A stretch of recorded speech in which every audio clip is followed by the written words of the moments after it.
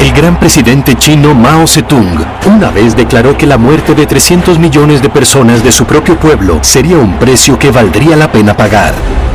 Básicamente dijo, puedo perder la mitad del pueblo para lograr lo que quiero. Estoy dispuesto a correr ese riesgo. Es un modo de pensar brutal y muy cruel. Finalmente, su despiadado régimen político dirigiría la masacre de millones.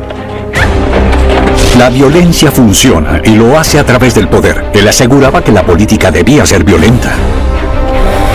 Esta es la historia de un autócrata sádico, adicto a la brutalidad. Desde sus raíces comunistas hasta su reino de crueldad y venganza. Mao estaba a la par de Hitler y Stalin.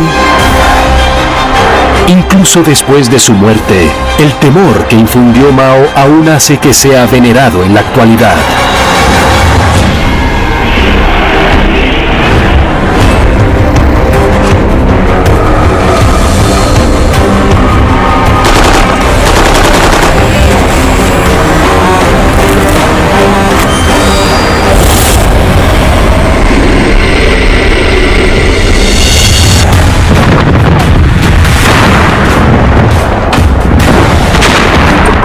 En 1911, el milenario orden imperial de China está colapsando. Después de 2000 años de gobierno dinástico, el pueblo derroca a su emperador. Lo que sigue es una década de anarquía violenta y sin ley. China estaba en una profunda depresión a finales del siglo XIX y comienzos del XX. Había un sistema imperial que no permitía debates, discusión o críticas. Así que si no estabas feliz con la situación en la que habías nacido, tenías que rebelarte, oponerte a ella, hacerte revolucionario.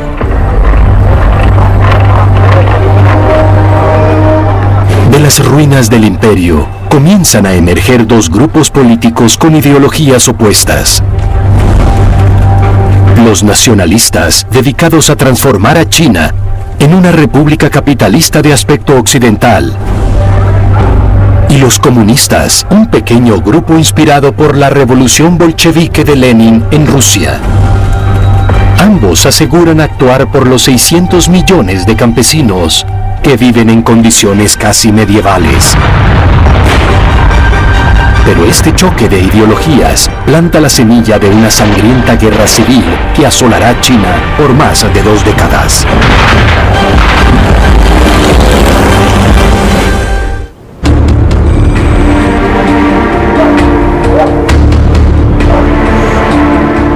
El joven hijo de un granjero, Mao Zedong, experimenta personalmente las penurias del gobierno imperial y la crueldad con la que el ejército ejecuta a los campesinos rebeldes. Si observamos las experiencias que tuvo, en particular siendo adolescente, podemos ver muchas cosas que influirán en su comportamiento posterior. Contra este sangriento escenario, Mao crece como un rebelde iracundo que busca una causa. Ansioso por ser considerado un intelectual, lee traducciones de filosofía europea. Pero en 1917, a los 24 años, encuentra la literatura marxista y esta resuena en él. Decidió leer el manifiesto comunista y en él encontró la descripción perfecta del por qué China había sido humillada como lo fue. Mao asimiló eso y desde entonces fue un comunista acérrimo.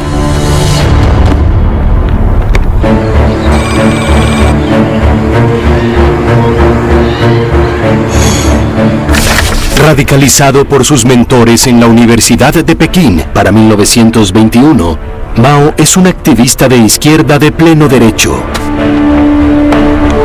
Está convencido de que el comunismo es la única ruta hacia la revolución exitosa porque el partido tiene amigos poderosos. No fue su simpatía por los campesinos chinos la que lo convirtió en comunista.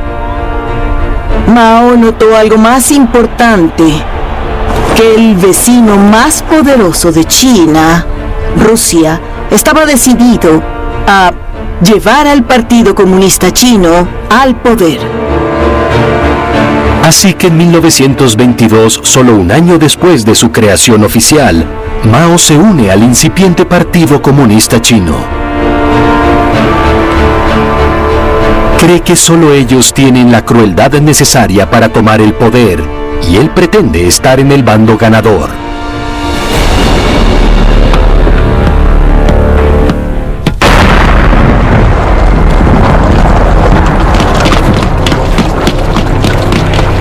Pero en 1924, los rivales nacionalistas de Mao toman el poder y se establecen como el gobierno oficial de China. Mao comprende que él posee la clave para que los comunistas de China contraataquen, y tiene el que sería el primero de muchos choques con sus camaradas rusos. Los rusos estaban íntimamente involucrados en la Revolución China, en el Partido Comunista Chino, y ciertamente él era uno de sus ungidos en la lucha contra los nacionalistas, pero siempre existía esa sensación de que los rusos intentaban decirle cómo dirigir su revolución, decirle a los comunistas chinos cómo comportarse, y Mao les dijo muchas veces: así no es como funciona esto en la práctica. Mao está convencido de que la revolución china debe comenzar de un modo completamente diferente a la revolución en Rusia. Los rusos creían que la revolución provenía de los pobres urbanos, y Mao decía: no, la revolución en China proviene de las personas del campo. Es un sistema diferente y no pueden decirme qué hacer. La obstinada idea de Mao de que la chispa de la revolución debía surgir de los campesinos chinos se convierte en la piedra angular de su filosofía política por las siguientes 4 décadas.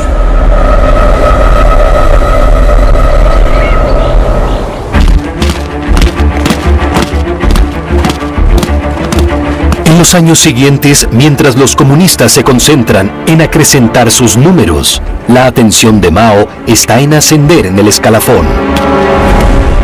En 1927, los superiores del partido le otorgan a Mao, ahora de 34 años, un título grandioso: comandante en jefe del Ejército Rojo.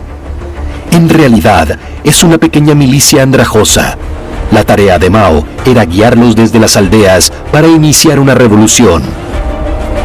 Para Mao Zedong, es una experiencia que cambiará su vida.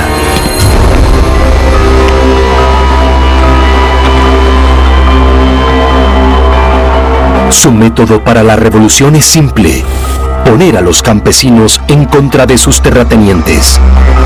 Recordando de sus estudios de filosofía que el fin justifica los medios, a Mao no le importa quién resulte herido. En todas las aldeas, los aldeanos fueron reunidos y obligados a denunciar a varias víctimas cuidadosamente seleccionadas, consideradas tiranos, terratenientes o traidores. Hay historias de personas que capturaron a los malvados opresores de las masas y los ataron, los criticaron y los ejecutaron. La violencia de 1927 marca el inicio oficial de la sangrienta guerra civil china y le da a Mao una lección que le serviría bien en su inexorable ascenso al poder. La violencia funciona. Dijo que a partir de ese momento se convenció de que la política tenía que ser violenta. Porque las personas no entregan el poder porque sí. Había que arrancárselo. Todo poder proviene del cañón de un arma, fue una de sus frases.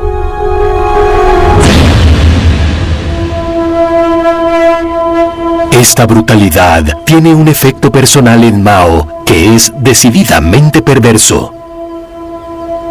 Cuando recorrió las aldeas y presenció la violencia y las atrocidades en persona, como él mismo dijo, cambió. Sintió una especie de éxtasis. Usó esa palabra que nunca había experimentado antes. Mao se convierte en un sádico, intoxicado por la propia violencia. Y este es solo el principio.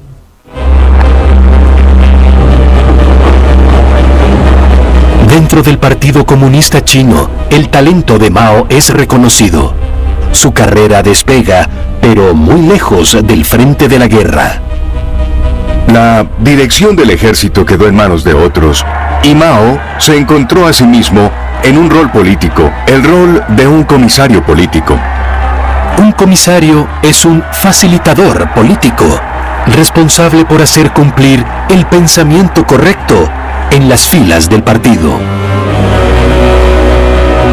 Este rol le da otra lección crucial. Controlar lo que piensan las personas puede hacerte completamente poderoso. Ya estaba desarrollando un culto a la personalidad. Las personas ya hablaban del pensamiento de Mao Zedong como un líder filosófico del Partido Comunista.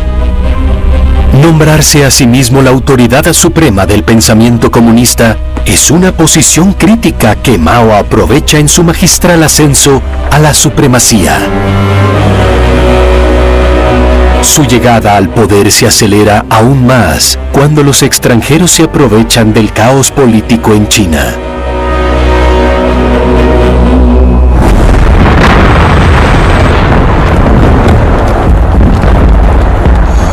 En 1931, el ancestral enemigo de China, Japón, invade. Conquista toda la provincia septentrional de Manchuria.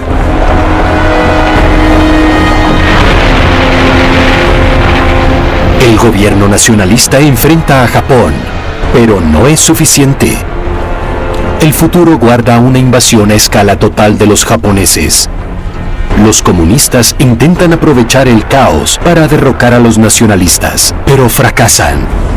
El nombre de Mao se forja durante un retiro de un año para evadir al ejército nacionalista, la llamada Larga Marcha de 1935.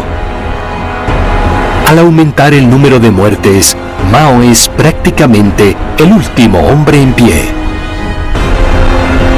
Mao logró permanecer con vida.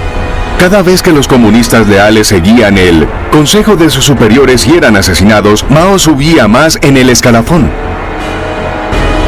A sus 42 años, mediante el uso estratégico de la violencia y el control del pensamiento y cierto grado de suerte, Mao Zedong logra su objetivo.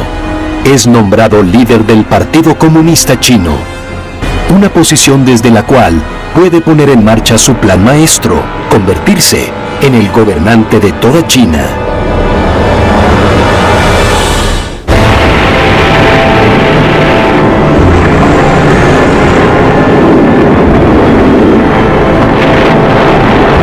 A principios de 1937, los comunistas de Mao Zedong están siendo atacados por los nacionalistas chinos, guiados por el general pro-occidental Chiang Kai-shek, y los invasores japoneses que buscaban aplastar una nación inestable.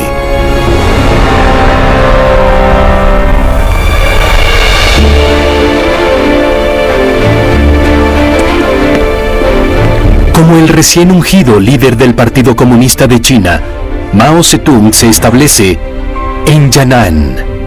Es un pueblo montañoso bombardeado, destruido por la guerra civil, pero su fama se extiende ampliamente. Se cree popularmente que es una utopía comunista, un lugar para que los radicales intelectuales y los jóvenes idealistas piensen libremente. Eran adolescentes y claro, pensaban que el comunismo significaba igualdad. Por una década, han acudido en masa allí, todos por la causa de liberar a China. ¿No les parecía que Chiang Kai-shek lo estuviera haciendo muy bien luchando contra Japón? Así que estos jóvenes, incluyendo a mi propio padre, fueron rumbo al norte, donde estaba Mao, pensando que se unirían a la lucha contra los japoneses.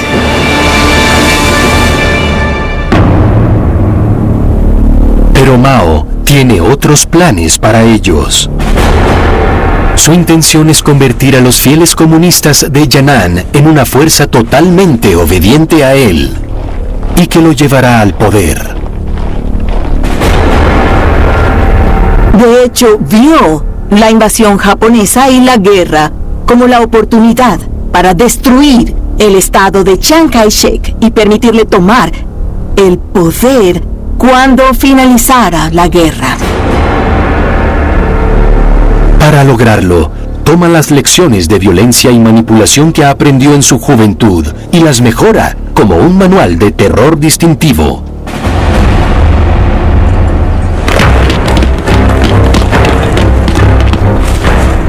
Primero, erradica el principio de una utopía igualitaria y establece una jerarquía con él en la cima. En Yangnan no había ningún tipo de igualdad.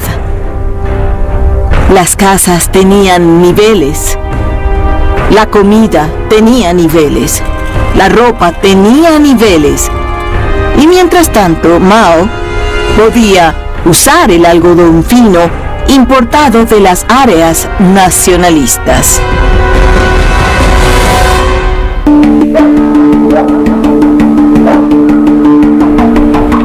Mao luego usa su poder para tender una trampa que haría que sus oponentes se rebelaran. Mao comenzó a sugerir que las personas podían criticarlo abiertamente. Hagamos un debate sobre esto. Contradigámonos, luchemos juntos para decidir qué es mejor para nosotros. Un grupo lleva sus quejas a un hombre que nominan como su representante, Wang Shiwei, un escritor. Wang Shiwei era su héroe. Él hablaba de su desilusión con el comunismo. Wang expresa las quejas de sus seguidores, publicando sus críticas para que todos las vean. Mao fue a ver los carteles de Wang Shiwei y descubrió que multitudes de personas consideraban a Wang Shiwei su héroe.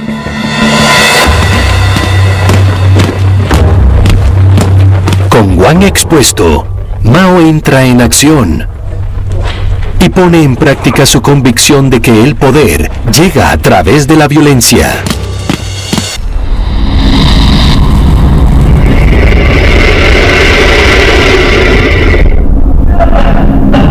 Mao somete a Wang Shiwei a un método especialmente atormentador para doblegarlo, el llamado Banco del Tigre. De todos los instrumentos de tortura disponibles, este es el favorito de Mao. A través de la tortura, Mao puede lograr que Wang Shiwei diga cualquier cosa. Este hace una confesión falsa, que es un espía nacionalista. Y aún más, es obligado a implicar a camaradas inocentes, aunque nada de lo que diga evitará su ejecución. Porque Mao está decidido a enviar un mensaje. Si no piensas como Mao quiere que pienses, morirás.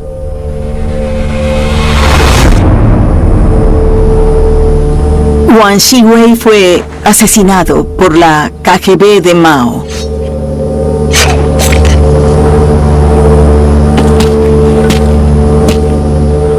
Eso tuvo un efecto devastador en todos esos jóvenes.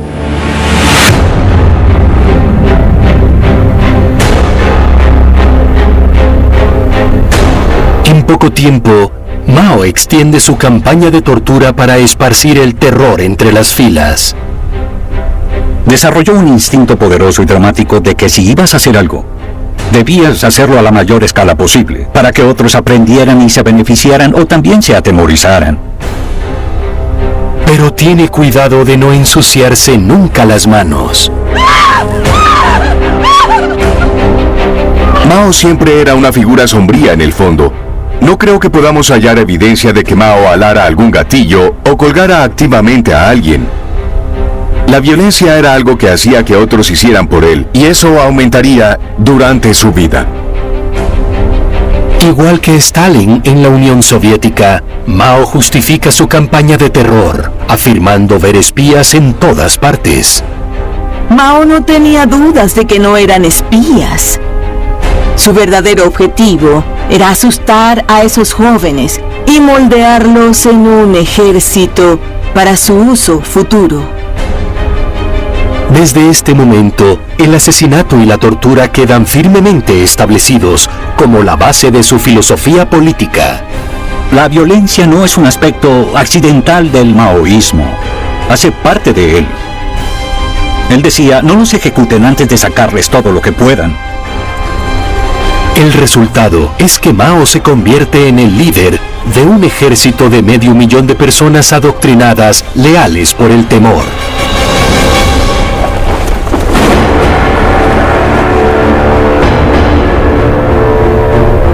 Para 1945, China había estado bajo el asedio de los japoneses por 8 años. Con millones sin hogar, China está de rodillas y lista para una revolución. Es el momento apropiado para que Mao haga su jugada. Mao desciende de las colinas de Yan'an. Su ejército cuenta con 3 millones que usan equipo militar suministrado por su aliado comunista, Stalin.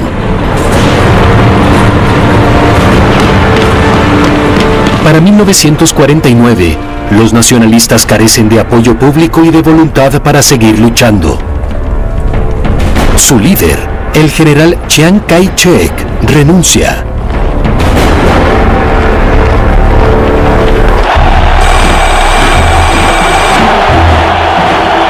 Solo días después, Mao Zedong anuncia que es el líder supremo de 600 millones de personas. El nacimiento de esta nueva nación es la culminación de 27 años de terror, tortura y manipulación. Pero es recibido como un héroe por el pueblo. Mao era genuinamente popular en las clases bajas en el 49 porque lideró a los campesinos. Había derrocado siglos de opresión. Venció a los terratenientes, caudillos, japoneses, a los nacionalistas. Aseguró que ahora estaban de pie como un pueblo y que podían crear su propio futuro. Lo que el pueblo chino no sabe es que sus días más oscuros bajo el gobierno de Mao aún están por llegar.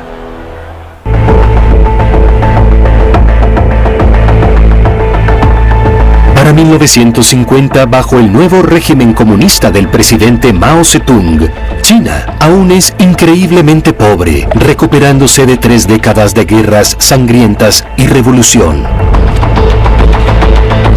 Como el líder supremo, Mao proclama que la industrialización a enorme escala es la clave para transformar a su nación en una superpotencia económica.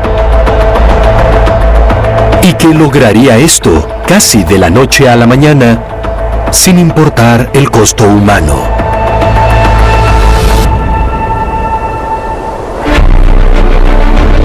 Mao llama a su plan el Gran Salto Adelante.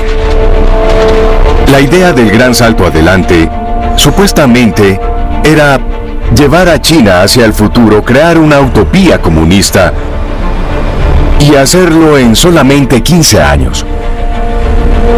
El plan es comprar fábricas listas a sus aliados rusos y pagar por ellas con grano cultivado por los campesinos de China. Mao tenía ese sueño incluso antes de conquistar China. Y para hacerlo realidad, Mao necesitaba comprar enormes cantidades de tecnología y equipo nuclear, tecnología y equipo de misiles, todo el espectro de complejos militares e industriales. El presidente no tiene dudas de que su visión impulsará el ascenso meteórico de China hacia una vasta riqueza y el dominio global, con él al mando. Pero todo depende de que todos hagan exactamente lo que él les dice.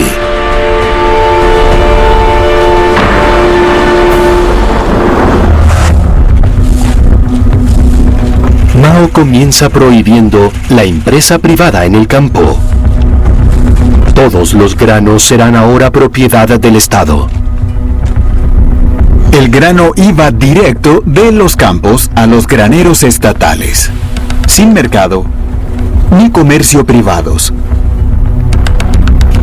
Luego despoja a sus campesinos de todas sus posesiones y les ordena vivir y trabajar en vastas granjas colectivas. La colectivización no es más que despojar a las personas de su escasa propiedad privada. Las casas fueron confiscadas. Las herramientas, ollas, sartenes y utensilios se hicieron colectivos. El ganado fue colectivizado. Mao impone metas de producción imposiblemente altas para estas granjas colectivas y les dice a los campesinos que no recibirán raciones de comida si no cumplen sus cuotas. Así, literalmente, las personas que no podían trabajar morían de hambre. Esto incluía a los niños, mujeres embarazadas, ancianos. Todos ellos eran removidos del suministro de comida.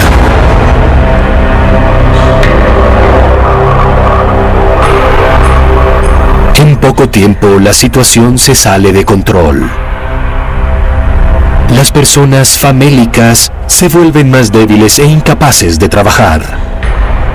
En lugar de llevar a un gran salto adelante, resultó en un completo desastre. Por todo el país, millones mueren de hambre cuando la producción de comida colapsa.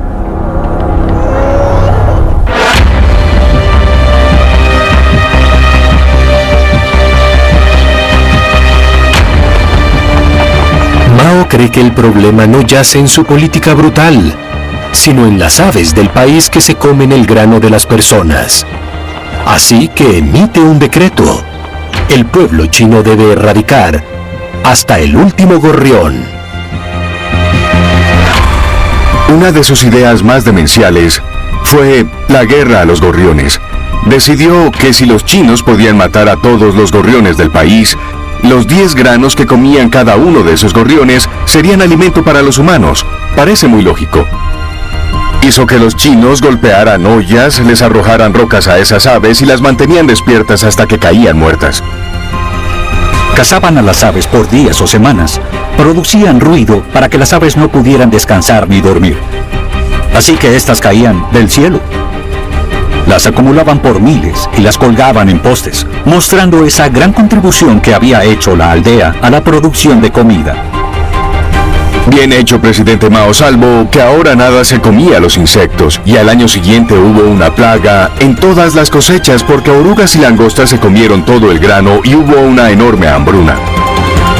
Lejos de aliviar el sufrimiento de su pueblo, la intervención de Mao ha empeorado aún más las cosas.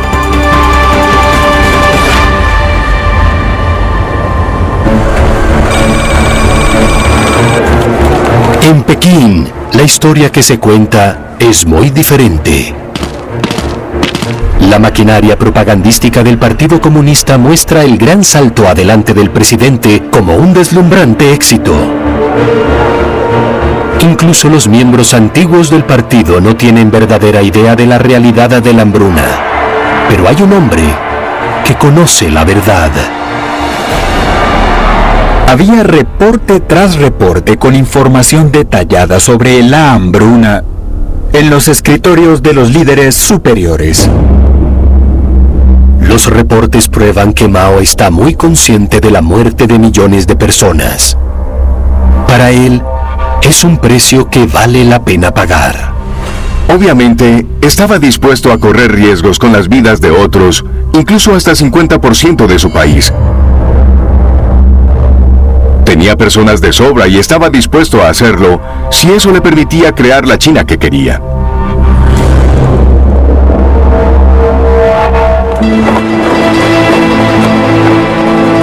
Para la primavera de 1959, la verdad comienza a revelarse.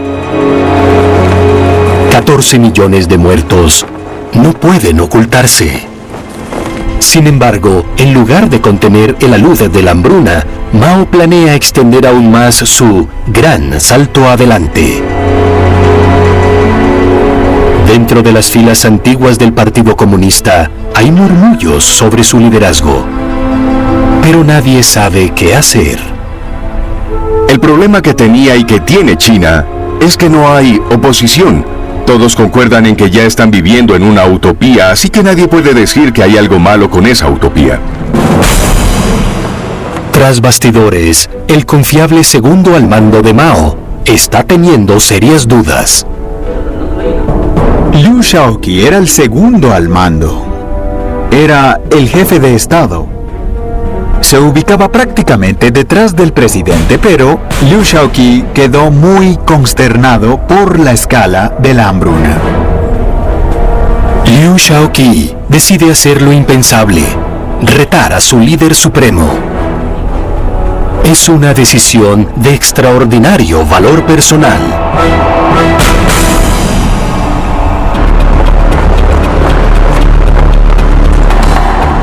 En julio de 1959, Mao convoca una conferencia del Partido Comunista para sellar la expansión de su gran salto adelante. Lo que sucede después toma a todos por sorpresa.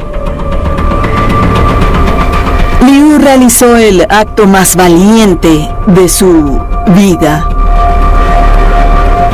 Básicamente, dijo que había una gran hambruna y que era un error humano y que debían detenerla. Decir que era un desastre causado por el hombre no fue más que un ataque directo a la visión propuesta por Mao con el gran salto adelante.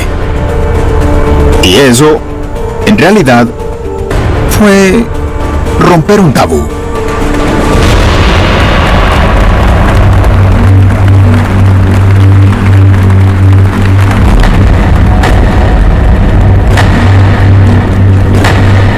Para Mao, es la mayor traición. Mao estaba furioso porque odiaba que fueran más listos que él. Desde ese momento en adelante, el presidente sintió muchísimas sospechas y pensó que había encontrado al hombre que podría destruir su legado y su reputación. Pero Mao no puede atacar a Liu de inmediato.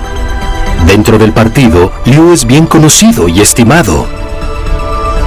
Mao debe moverse lentamente.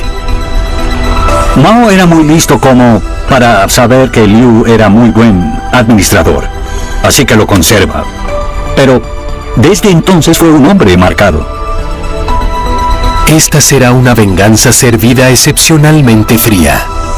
El plan de Mao para destruir a su segundo al mando será una obra maestra de crueldad en todo el país por toda una década. ¿Buscas un seguro de auto? Compara en Casa compara decenas de aseguradoras a la vez.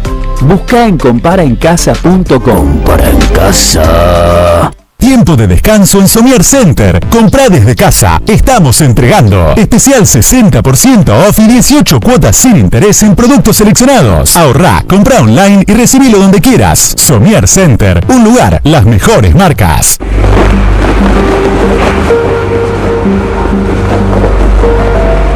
Para 1965, el presidente Mao, de 71 años, ha sido el líder supremo de China por 16 años.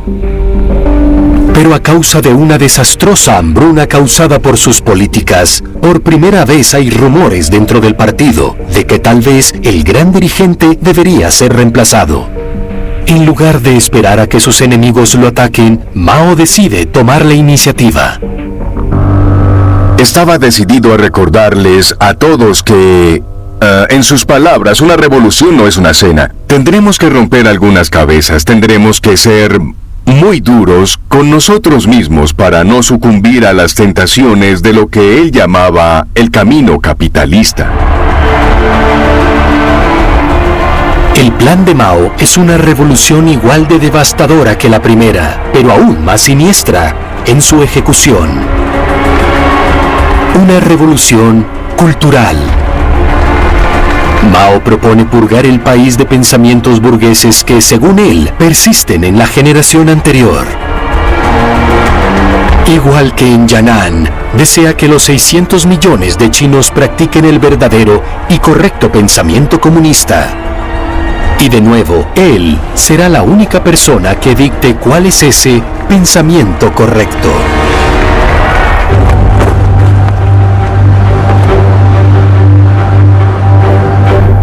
Mao necesita ahora un secuaz para que lo ayude a ejecutar su política. Con el gran salto adelante, Mao cometió el error de confiar en los miembros de su partido.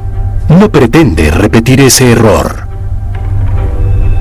Esta vez acude a la única persona en la que puede confiar por completo: su esposa Jiang Jing, Madame Mao. Jiang Jing es una actriz de Shanghái que se convirtió en amante de Mao durante la década de terror de Yan'an en los años 40. Mientras Mao ascendía en el partido, Jiang Jing asumió el rol como una especie de secretaria cultural. Comenzó a crear políticas culturales, comenzó a decir cuáles obras valía la pena presentar y cuáles películas, y comenzó a ejercer un rol progresivamente más invasivo.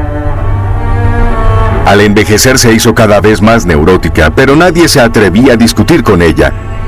Se describía a sí misma como el perro de Mao. Cuando él decía muerde, ella mordía, pero los otros la llamaban el demonio de huesos blancos. Juntos, Mao y Madame Mao hacen una formidable pareja intocable.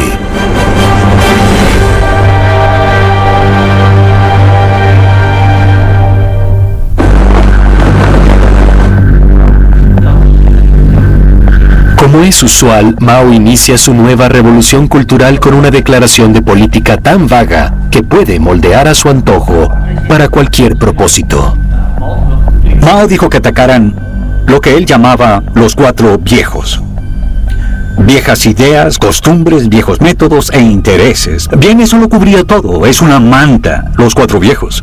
Todo lo que desaprobaba era atacado. Como guía sobre su pensamiento, Mao publica su pequeño libro rojo, su versión del Manifiesto Comunista de Marx, o el Mein Kampf de Hitler. Como una colección de más de 400 dichos de Mao, es una ventana a la mente de un dictador decidido a alimentar la violencia.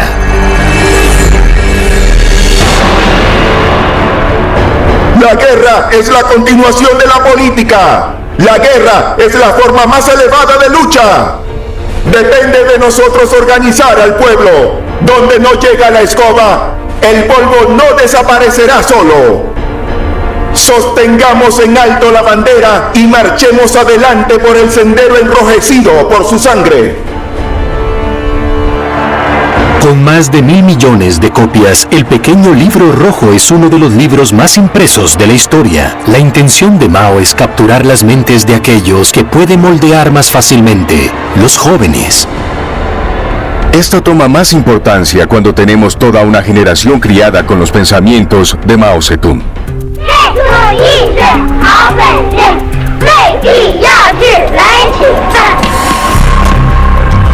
Estos niños crecen para convertirse en un ejército obediente, igual que en Yan'an, para hacer cumplir la voluntad de Mao, sus notorios guardias rojos. Ahora su deleite por la violencia y el caos da un giro enfermizo. Incita a su ejército de adolescentes a sublevarse y masacrar a sus mayores. Hace algo brillante psicológicamente. Les dice a los jóvenes: ustedes son China, son el futuro. Jóvenes, levántense, purifiquen nuestra sociedad de todos esos elementos corruptos. Era el procedimiento estándar de Mao. Cuando él quería hacer algo, siempre creaba el terror. El primer blanco de Mao es elegido cuidadosamente. Los jóvenes de la Guardia Roja atacan a sus maestros. Mao no odiaba particularmente a los maestros. Se consideraba a sí mismo un maestro. Pero, para poder generar terror, necesitaba víctimas. Así que fue un cálculo cínico totalmente.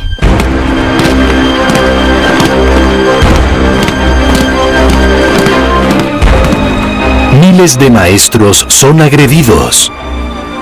Solo en Pekín, cientos son asesinados.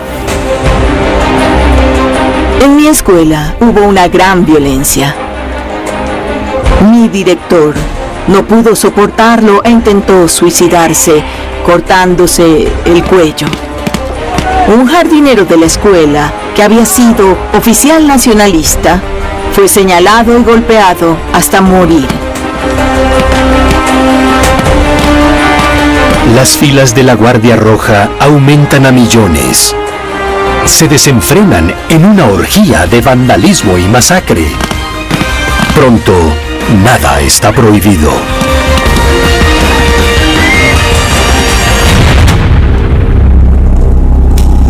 China se convierte en un desierto cultural.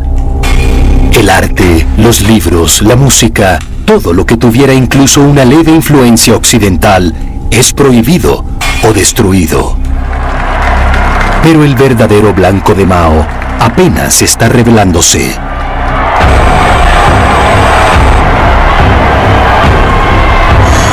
En el otoño de 1967, Mao ordena a su Guardia Roja extender su reino del terror hasta sus rivales en el Partido Comunista. Es el modo de Mao de saldar cuentas. Se utilizó la metáfora de la cirugía. Tienes que cortar el cáncer para que el cuerpo político se recupere. La violencia no es solo un medio para lograr un fin. Es un requerimiento absoluto en cualquier situación revolucionaria. La violencia define la revolución. Cientos de miles de oficiales del partido son enviados a campos de trabajo, incitados a suicidarse, encarcelados o simplemente asesinados. Son personas que han expresado preocupación por el gran salto adelante de Mao.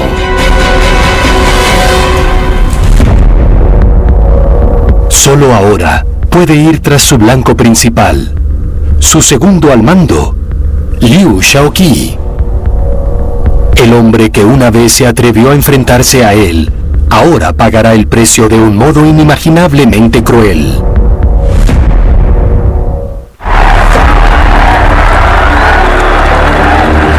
En 1968, la revolución cultural del presidente comunista Mao Zedong, que pretende aplastar a todo el que se atreva a oponérsele en China, está llegando a su fase final.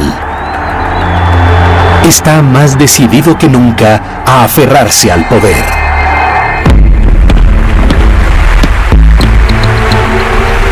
Pero cree que un hombre se interpone en su camino. Mao ha sentido por mucho tiempo un placer sádico al infligir dolor y humillación. Y ahora planea el destino de su leal lugarteniente, Liu Shaoqi. Pero ya que Liu es popular en el Partido Comunista, Mao debe minar su credibilidad en primer lugar. Nadie habría sentido simpatía por él si revelaba la verdadera razón para odiar a Liu Shaoqi. Así que tuvo que crear todo tipo de acusaciones, como que Liu había sido un traidor, que había traicionado al partido y todo eso. La maquinaria propagandística del Estado entra obedientemente en acción. Casi de la noche a la mañana, la reputación de Liu es destruida. Luego viene la humillación.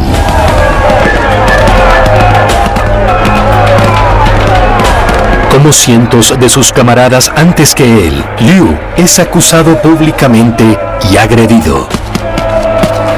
Usualmente los paraban en la plataforma frente a una multitud histérica y eran pateados, golpeados y torturados. Los obligaban a arrodillarse sobre vidrios rotos, los exhibían por las calles y al final los enviaban a los campos. Liu soporta más de un año de tortura. Solo entonces, en una celda, llega la muerte. Pero no es un acto de clemencia. El capítulo final en la vida de Liu es planeado personalmente por Mao, para que sea tan lento y doloroso como sea posible.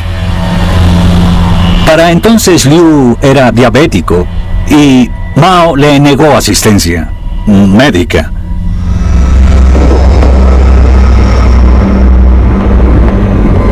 Se dice que murió en una celda de prisión, tendido en sus propias heces. Como para no dejar dudas de la escala de su depravación, Mao exige que la dolorosa muerte de Liu sea filmada para su placer personal. Es grotesco porque es un hombre que, desde la larga marcha, había sido el mayor aliado de Mao, de algún modo. Hay quienes afirman que de haber sido examinado, se habrían hallado en Mao síntomas de un desorden de personalidad que podrían clasificarlo como clínicamente perturbado hasta el punto de la demencia.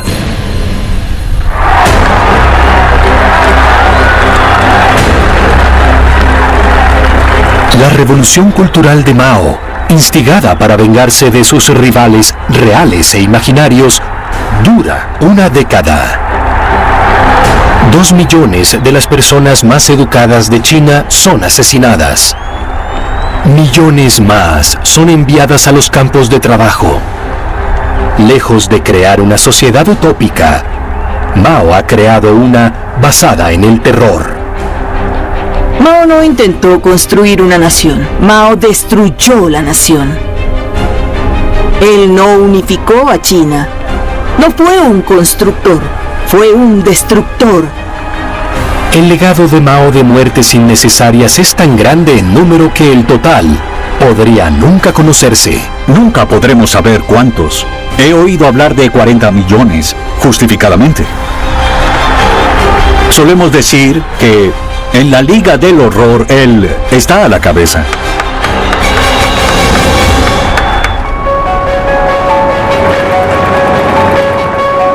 A principios de los años 70, al acercarse a su 80º cumpleaños, la salud de Mao comienza a deteriorarse. Conoció a personas como Nixon en el 72 y otras, y estas dijeron que aún estaba consciente, muy alerta. No podía hablar fácilmente, pero podía entender, y hablaba con intérpretes. Pero eso merma, esa capacidad decae. En 1974, Mao es silenciado por una condición degenerativa y que lo hace incomprensible para todos, excepto su enfermera personal. Sin embargo, el temor que ha imbuido en su partido hace que, incluso siendo incapaz de liderar, siga siendo intocable. No podía hablar en los últimos 2 años. Balbuceaba. Pero en tanto viviera y se moviera, nadie podía atacarlo.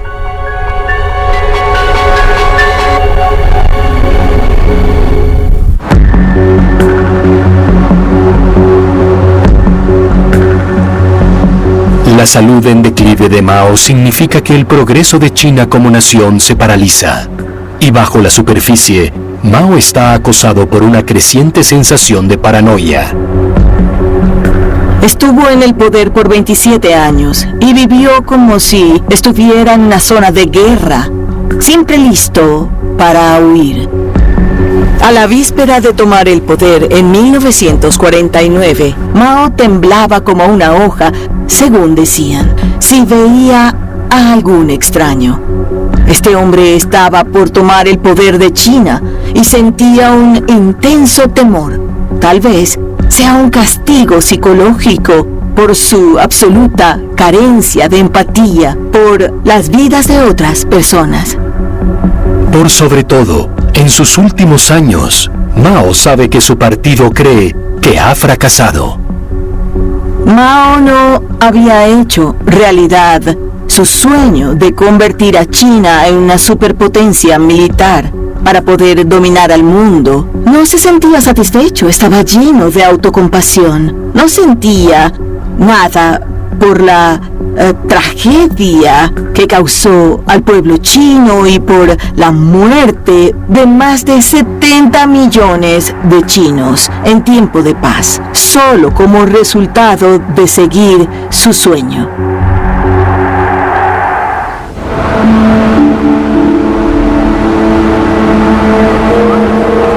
El 9 de septiembre de 1976, después de 27 años en el poder, Mao Zedong, el líder supremo de China, muere. El Partido Comunista destaca su muerte con escenas histéricas de duelo nacional. Sin embargo, después de su muerte, la ideología de Mao es despreciada casi por completo. Muchos de sus prisioneros se convierten en los futuros líderes del país. A pesar de ser un sádico y un déspota, a la par de Stalin y Hitler, hoy en día su retrato se mantiene en todas partes. En parte, porque admitir lo que hizo en realidad minaría el gobierno del Partido Comunista. Y en parte, porque para bien y para mal, Mao Zedong es el padre de la China moderna.